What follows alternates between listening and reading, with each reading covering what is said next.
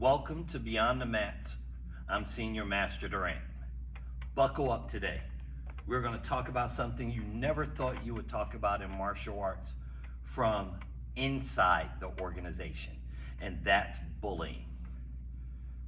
They do a lot of bullying, the top level people in the organization, especially in your smaller organizations. So I caution you from being in a smaller organization. Bigger ones still do it as well, but they treat you as just a number. Smaller organizations, it's very personal, so you want to be careful. And this is one of the reasons I went independent. They have a lot of different ways of forcing you to give them income.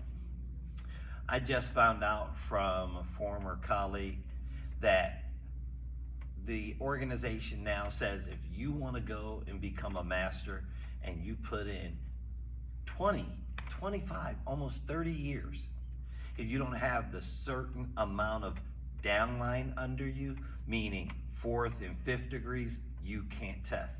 What does that mean? 4th and 5th degree, the person's been in the organization hopefully those 20 years to get there. It's more income for the organization. They want to know that you're bringing up the next lineage to keep their organization going. Has nothing to do if you know how to do a good kick, a good punch, if you are a really true master of martial arts. It's really about keeping that pipeline going for the organization. So that's one way of making sure that you've given them income to the organization. Second, if you want to test for high rank, now they're saying you must be in the top 10 in the world rankings to move forward in your career as a martial artist. How fair is that? Maybe your love and passion for martial arts is just being an instructor. Maybe you don't want to compete. I loved competing, but that's not everybody's desire. Does that mean you're not master worthy? Absolutely not. But what it does do, you got to pay your entrance fees for the tournament. You'll probably travel so that you can stay in the top 10 in the world rankings if you're in a bigger organization. In a smaller organization, it might not take as much travel, but they're making sure that, again, you are seen as a profit margin, not a martial artist. So make sure you're aware of that. The big kicker that I just heard that really took me back is that they're charging judges to judge at tournaments. And what I mean by that is they're saying, well, the judges, you can't judge if you aren't certified in all the weapons or all the material that our organization teach. And that sounds great in theory. When I was the regional tournament director and the national tournament director for one organization, I literally flew across the country to different areas to teach judging. I never charged any of those students and school owners a dime for me to arrive there and teach them how to judge. I did it because it was a passion. I did it as a master to give back and wanted to make sure that tournaments had the best representation possible. But to charge them to get certified in judging is horrible.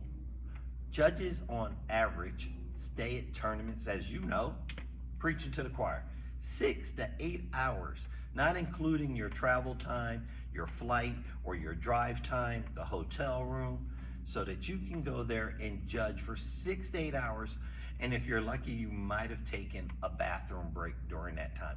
Otherwise, you have sat in that chair for 6 to 8 hours judging competitions. And did I say, we're not getting paid for it. They might give you some fruit snacks. They might give you some trail mix. They might even have pizza in the black belt room for you. Flip side is, they might give you a gift card, a $10 gift card to Starbucks or Jamba Juice to say thank you. But what you're not doing is getting compensated. The last time I was in an organization, they didn't even hand me pizza. It was ridiculous. But these judges are volunteering their time and you're earning the income. That's right. The tournament host is earning the income. They might give you a spiff to, for every student you bring, you get $10 or $15 back, which in my opinion should be going to the customers and reducing the tournament fee costs so that the customer can have the best experience, not kickbacks again to all those that are involved. So, you're going to charge me to become a better judge. That is not taking in consideration these people's times and efforts. So what are you going to wind up happening? What's going to wind up happening is the bigger schools who will have qualified people to judge their judges will be doing the judging at the tournament, which means when their students go, they're going to get the better scores. Your students are going to walk away disenfranchised, not enjoying the process. I had at World Championships, I had a high rank tell me our time went over by 2 seconds and we had to redo it. And one of my students lost World Championships because of it. We know what that was. It's really just trying to take care of the top 3% and making them happy because my school was winning too much. And that's unfortunate. So when you have situations where you're charging judges to judge, you're only going to get certain schools to participate, which means the judging and quality is going to go down, not up, because now only certain people are going to get scored a certain way, and it's going to be unfair. Again, everything helping the profit center, not for your school, but for the organization. All these funds could stay in your pocket and in your students' pockets and help build your school through marketing and different ideas to grow. Why are we continually giving the money to organizations? As I told you, over 20 years of teaching and owning a school, I've spent $200,000 plus on licensing fees, and you're not getting anything out of it. I was talking to a colleague from an organization I left. That person's like, hey, we just lay low. We don't even bother with the organization. We're not going to the owner meetings and all that stuff. How sad is that? That they already know I don't want to get involved. I just want to lay low. Then if that's the case, demand them to give you a benefit for those funds that you're giving out. Or go independent like I did. It's the best move I've ever made. One of the things that you also have to watch out for, organizations, if they are not asking you for your student's address, phone number, and email when you first join the organization, and most big organizations do, the smaller ones, they don't have the resources and tools to manage that. But when they do decide to say, I need your students' addresses, phone numbers, and emails so that they can have an ID number or anything of that sort, what they're really prepping for is they've seen enough of the school owners leave their organization that they want to be able to contact your students, not their students, your students when you leave, and try to get them to branch out to schools that remain in that organization. Well, that is a major red flag. If you give up that address, the phone number, their email, they no longer become your students, they become our students, the organizations as well as yours. And that means that they have access to them and they can contact them and send them. At first it seems nice and innocent. They sent flyers, back to school, summer camp, sign up for World Championships. But if you ever get disenfranchised with that organization, or you decide to leave, or they ask you to go, they still have your 50, 100, 200, 300 students in their database that they are going to contact so that they can make a profit again off of your hard work.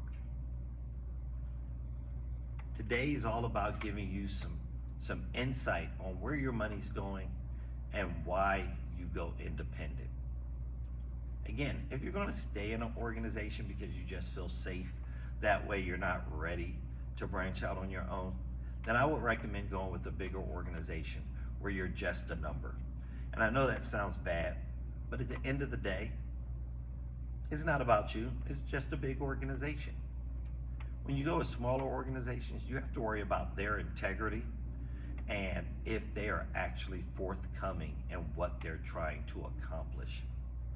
And let me tell you, there's a lot of behind the scenes meetings that I've seen, I've been part of, and continually get updates on some of the unethical things that people are starting to find out about the organizations that I've been in, or at least one of them. And you can do better. Thank you for listening in to Beyond the Mats. This is Senior Master Durant. If you have any questions, if you're thinking about opening up your own school, but your instructor is stopping you or prohibiting you from opening it, if you're thinking about why am I still part of an organization, give me a call. I will help you on that journey. I will at least give you my insight, and you can go from there and know that it's not tied to an organization, and I don't care to sell you anything. If you want to use my material, that's a different story. Otherwise, I'm just here to help so that you can create your own journey, your own legacy, and build it the right way and do what's best for you and your students. Thanks a lot. I look forward to hearing from you.